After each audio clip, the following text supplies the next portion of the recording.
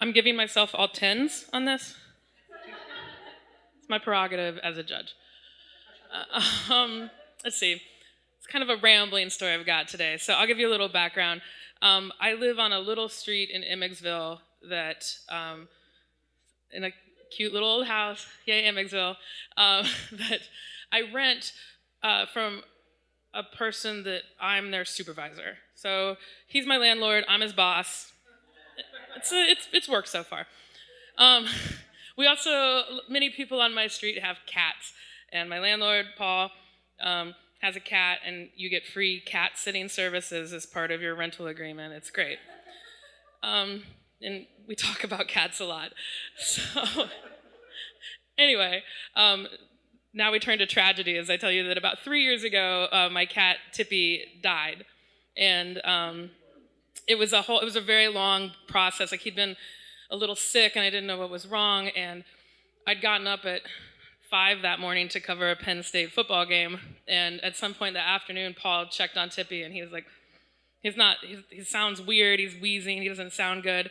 So I got home at 9:30 that night from State College, and I realized that I had to take him in to the emergency vet right away. And it was like, the moral of that story is if they say you need to do a blood test and an x-ray, you should do the x-ray first, because otherwise they will run the blood panel and tell you that they're perfectly healthy, except that the x-ray shows that they have fluid on their lungs, but you still have to pay for the blood panel. So save yourself some money. So anyway, at 3 in the morning, I come home with a dead cat in a box, because your options are to get some ashes that your cat is cremated, like with other animals, for like $100, or you can just get your cat for $250, or you can just get the dead cat for free. And I chose the free option. And so I was going to bury him in my backyard anyway. It's nice. So Paul had been following all of this, and he was like, I was like, it's fine. It's 3 in the morning. I'm going to try to go to sleep for a while, and then you can help me in the morning dig a hole, and we'll bury Tippy. I think he was really weirded out by the thought of me having a dead cat in my living room, because he was like, well, I'm awake now. Let's just do it now. I was like, it's fine, I'll sleep for a while. And then I realized at about 4, I was like, I'm not sleeping. So that's fine. If you want to dig a hole in my backyard at 4 in the morning, let's go do that.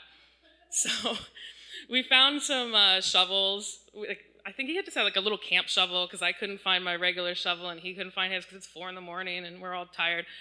And so I had a spot picked out by my garage, and we were digging this hole, and I've got like a little piece of string measuring how deep the box is so that we know how deep. He was really worried about burying it deep enough.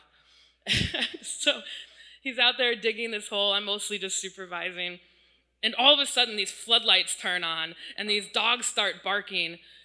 And it's my next door neighbor, who at about 5 in the morning had come out to because that's when she wakes up, to smoke a cigarette and let her dogs go to the bathroom. And she has these 2 wiener dogs that just bark at everything. They're just like, and so we just look up at her in these floodlights, and we're just covered in dirt, and there's Paul's got a shovel, and he's up to his knees in a pit, and we both just turn at her really quick and freeze. And then I was like, oh, I really have to explain what we're doing here, because this does not look good at all, you guys. So I had to go over, and I was like, my cat died, and we just wanted to bury him at 5 in the morning, so there's really nothing going on over here. Don't worry about that. So, it was really sad losing my cat that I'd had for 15 years, but every time I think about those floodlights just turning on and us freezing and our big moment of being unmasked, I have to giggle about it a little bit.